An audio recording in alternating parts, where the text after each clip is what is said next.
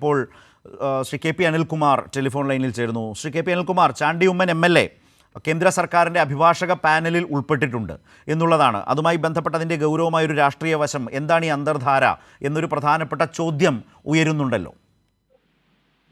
ഇതിന്റെ അന്തർധാര എന്താണെന്ന് ഞാൻ പറയാതെ തന്നെ ഈ നാട്ടിലുള്ള മുഴുവൻ ആളുകൾക്കും അറിയാവുന്നതല്ലേ.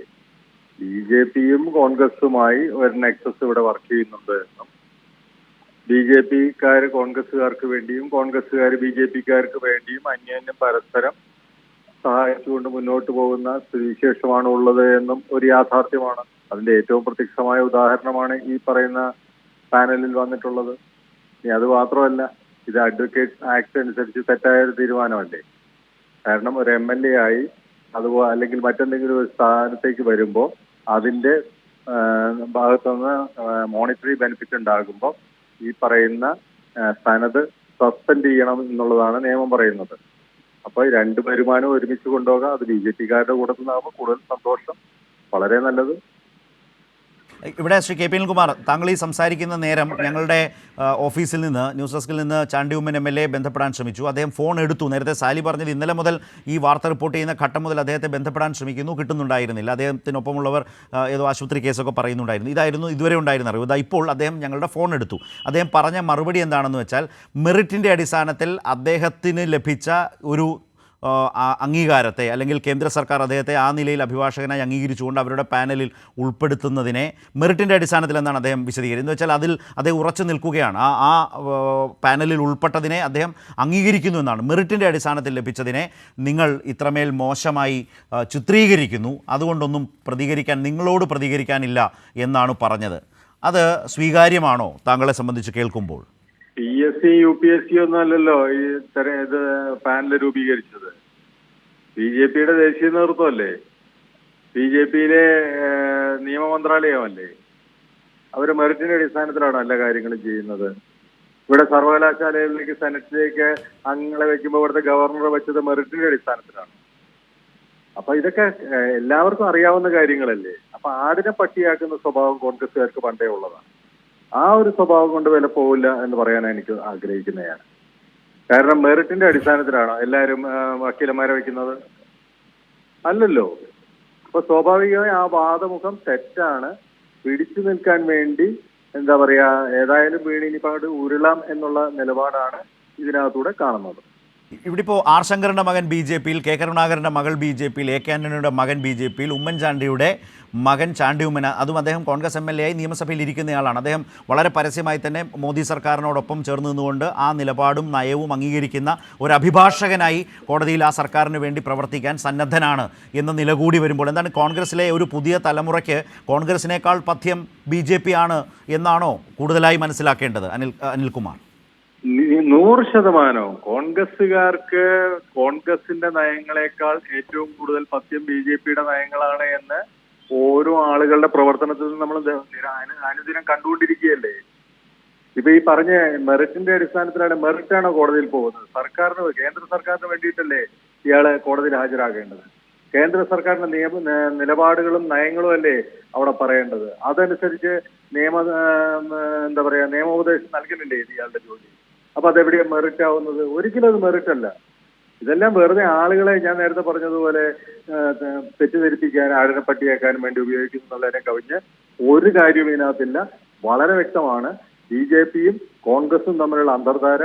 അത് നാളുകളിൽ കൂടുതൽ ആളുകൾ BJPയിലേക്ക് പോകാനുള്ള തയ്യാറെടുപ്പിന്റെ ഭാഗമാണ് ഇത് എന്നുള്ള കാര്യത്തിൽ തർക്കം. ഒരു കാര്യം കൂടി, ഇന്നിപ്പോൾ തിരുവഞ്ചൂർ പറഞ്ഞിരിക്കുന്നത് പാർട്ടി ഇത് പരിശോധിക്കും എന്നാണ്. ഒരു പൊളിറ്റിക്കൽ സ്റ്റേറ്റ്മെൻറ്റ് അതാണ്. പക്ഷേ ഞാൻ ചോദിക്കുന്നത് കെ പി അനിൽകുമാറിനോട്, കെ സുധാകരനോ VD സതീശനോ രാഷ്ട്രീയമോ ധാർമ്മികമോ ആയി ചാണ്ടി ഉമ്മനെ തിരുത്തിക്കാൻ കഴിയുമോ? ഈ വിഷയത്തിൽ കേരളത്തിൻ്റെ ഒരു പൊതുരാഷ്ട്രീയ മണ്ഡലത്തിന് സ്വീകാര്യമാകും വിധം ഒരു നിലപാട് പറയാനാകുമോ? സത്യത്തിൽ ഇതുപോലൊരു സംഭവം വന്നപ്പോ ചാണ്ടി ഉമ്മൻ ചെയ്യേണ്ടത് എന്താ? ഞാൻ ആ സ്ഥാനത്തേക്കില്ല, ഇനി മെറിറ്റിന്റെ അടിസ്ഥാനത്തിലാണ് എന്ന് വാദിക്കാമെങ്കിലും പറയേണ്ട എന്താ? BJP ഗവൺമെന്റിന് വേണ്ടി കോടതിയിൽ ഹാജരാകാൻ എനിക്ക് താല്പര്യമില്ല. ഞാനൊരു കോൺഗ്രസ്സുകാരനായതുകൊണ്ട്, കോൺഗ്രസിന്റെ നയങ്ങളുമായി മുന്നോട്ട് പോകേണ്ടതുകൊണ്ട് ഞാനത് താല്പര്യപ്പെടുന്നില്ല എന്ന് പറയണം. ഇനി അതല്ല എങ്കിൽ ഇതിന്റെ നേതൃത്വം, സുധാകരനും സതീശനും അടങ്ങുന്ന നേതൃത്വം, അവർ പറയേണ്ടത് എന്താ? കോൺഗ്രസിന്റെ വോട്ട് വാങ്ങി കൈപ്പത്തി ചിഹ്നത്തിൽ ജയിച്ചൊരു MLA ആണ്. അയാൾ കേന്ദ്ര സർക്കാരിന്റെ ഔദാര്യം വാങ്ങുമ്പോൾ അല്ലെങ്കിൽ കേന്ദ്ര സർക്കാരിന് വേണ്ടി കോടതിയിൽ ഹാജരാകാനുള്ള ഒരു നിലപാടുമായിട്ട് മുന്നോട്ട് പോകുമ്പോൾ അത് പാടില്ല എന്ന് പറഞ്ഞ് തിരുത്താനുള്ള തന്റെയും ആർജവും സതീശനോ സുധാകരനോ ഉണ്ടാകണം. ഇത് രണ്ടും ഇല്ല എന്ന് പറയുമ്പോൾ തന്നെ ഒരു കാര്യം ഉറപ്പല്ലേ, ഇവരെല്ലാവരും അറിഞ്ഞുകൊണ്ട് തന്നെയല്ലേ. അപ്പൊ കൂടുതൽ ആളുകളെ, ഞാൻ പണ്ടും പറഞ്ഞൊരു കാര്യമുണ്ട്, കോൺഗ്രസിനകത്തുനിന്ന് BJPയിലേക്ക് കൂടുതൽ ആളുകളെ റിക്രൂട്ട് ചെയ്തു കൊടുക്കുന്ന ഒരു സംഘടനയായി കേരളത്തിലെ കോൺഗ്രസ് മാറി എന്നുള്ളതാണ് യാഥാർത്ഥ്യം. KP, അതിനിടയിലാണ് ഇന്നലെ ഇന്ത്യൻ എക്സ്പ്രസ് ദില്ലിയിൽ നിന്ന് എഴുതിയത് കേരളത്തിലെ ഒരു മുതിർന്ന കോൺഗ്രസ് നേതാവ്, അദ്ദേഹം ഇപ്പോൾ MP ആണ്, അത് തിരുവനന്തപുരത്താണോ കോഴിക്കോടാണോ മറ്റേതെങ്കിലും മണ്ഡലത്തിലാണോ അത് കാസർഗോഡാണോ ഒന്നും അറിഞ്ഞുകൂടാ, അങ്ങനെ അങ്ങോട്ട് സമീപിച്ചു എന്നാണ് ദേശീയതലത്തിൽ വാർത്ത വരുന്നത്. അതിനെക്കുറിച്ചും ഇതുവരെ അത് നിഷേധിച്ചുകൊണ്ട് ഒരു പാർട്ടി പ്രതികരണം ഇതുവരെ വന്നിട്ടുമില്ല. KP, ഒരു കോൺഗ്രസിന് ഒരു MLAയും ഒരു MPയും ആകുകയാണല്ലോ ഇപ്പൊ ഇന്നും കൂടി ആകുമ്പോ. അപ്പൊ കൂടുതൽ ആളുകൾ ഉണ്ടാകും, MPമാരും MLAമാരും. അപ്പൊ BJPയെ സഹായിക്കുക എന്നുള്ളതാണ് ഇവരുടെ നിലപാട്. ഇപ്പൊ KC വേണുഗോപാല് ആലപ്പുഴ മത്സരിച്ച് ജയിച്ചത് രാജസ്ഥാനിൽ BJPക്ക് ഒരു MP ഉണ്ടാകാനും രാജ്യസഭയിൽ BJPക്ക് ഭൂരിപക്ഷം ഉണ്ടാക്കി കൊടുക്കാൻ വേണ്ടിയിട്ടല്ലേ. BJPയും പറഞ്ഞോളൂ. അപ്പൊ BJPയെ സഹായിക്കുക എന്നുള്ള നിലപാടാണ് കോൺഗ്രസിന്റെ നേതൃത്വം കേരളത്തിലാണെങ്കിലും ദേശീയ തലത്തിലാണ് എടുത്തുകൊണ്ടിരിക്കുന്നത്. അപ്പൊ കിട്ടാവുന്ന ഔദാര്യങ്ങൾ വാങ്ങുക, ആ ഔദാര്യങ്ങൾ സ്വീകരിക്കുക, BJPക്ക് വേണ്ടി വിടുപണി ചെയ്യുക, അവരുടെ ആളെ കൂട്ടിക്കൊടുക്കുക എന്ന നിലവിലേക്ക് കേരളത്തിലെ കോൺഗ്രസ് പ്രസ്ഥാനം മാറിയിരിക്കും. പക്ഷേ കേരളത്തിലെ കോൺഗ്രസ് നേതൃത്വം ADGPയുമായി ബന്ധപ്പെടുത്തി അന്തർധാര, CPIM RSS അന്തർധാര എന്ന നില, അല്ലെങ്കിൽ സംഘപരിവാർ അന്തർധാര എന്ന നിലയിലേക്കൊരു രാഷ്ട്രീയം പണിതുയർത്താൻ ശ്രമിച്ചുകൊണ്ടിരിക്കുകയാണല്ലോ കേരളത്തിൽ. കേരളത്തിലെ ADGP RSSന്റെ നേതാവിനെ കണ്ടിട്ടുണ്ട് എങ്കിൽ അത് എന്തിന് കണ്ടു, ഏത് രീതിയിൽ കണ്ടു എന്ന് രാഷ്ട്രീയപരമായി അതിനെ നേരിടും എന്ന് പാർട്ടി സെക്രട്ടറി വ്യക്തമായി പറഞ്ഞിട്ടുണ്ട്. അതിന് യാതൊരു തർക്കവുമില്ല. ADGP അങ്ങനെ കണ്ടിട്ടുണ്ടെങ്കിൽ അതിനകത്ത് മറ്റെന്തെങ്കിലും താല്പര്യം ഉണ്ടെങ്കിൽ ആ സ്ഥാനത്ത് അയാൾ ഉണ്ടാകില്ല. ഇടതുപക്ഷ ജനാധിപത്യ മുന്നണിയുടെ ഭരണകാലത്ത് എന്ന് അസന്നിഗ്ധമായി പാർട്ടി സെക്രട്ടറി തന്നെ പറഞ്ഞിട്ടുണ്ട്. പിന്നെ ഈ പറയുന്ന സതീശന് ഇതുമായി ബന്ധമുണ്ടെന്ന് അൻവർ പറഞ്ഞതിന്റെ അടിസ്ഥാനത്തിലാണല്ലോ ഇപ്പൊ ഈ പറയുന്നത്.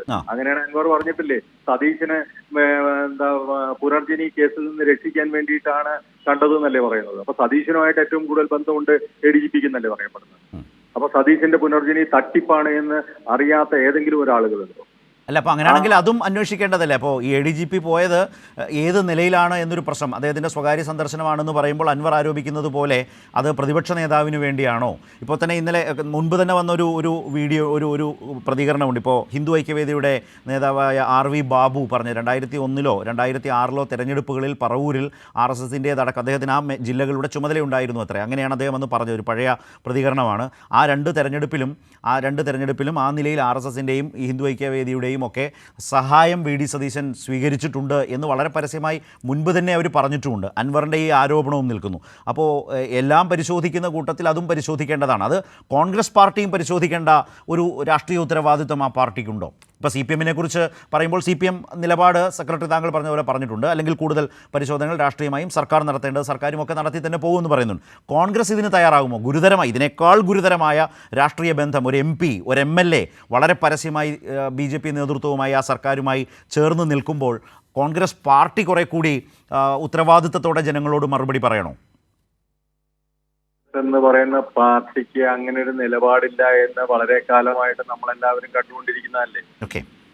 ഈ കോൺഗ്രസ് എന്ന് പറയുന്ന പാർട്ടിയുടെ ഇന്നത്തെ നിലപാട് എന്ന് പറയുന്നത് സംഘപരിവാറിന്റെ B ടീമായി മാറിക്കൊണ്ട് അധപ്പതിച്ചുകൊണ്ട് ഹിന്ദു രാഷ്ട്രീയം വളർത്തിക്കൊണ്ടുവന്ന് അതിലൂടെ നേട്ടങ്ങൾ കൊയ്യാൻ വേണ്ടിയുള്ള ശ്രമങ്ങളല്ലേ നടത്തിക്കൊണ്ടിരിക്കുന്നത്. അതല്ലേ നമ്മളെല്ലാവരും കണ്ടുകൊണ്ടിരിക്കുന്നത്. അതുകൊണ്ട് MPമാർ ഒരു MP അല്ല, അതിൽ കൂടുതൽ ആളുകൾ പോകാൻ സാധ്യതയുണ്ട്. ഇനി ഒരുപാട് ആളുകൾ ഇതിനകത്ത് പോകാൻ സാധ്യതയുണ്ട്.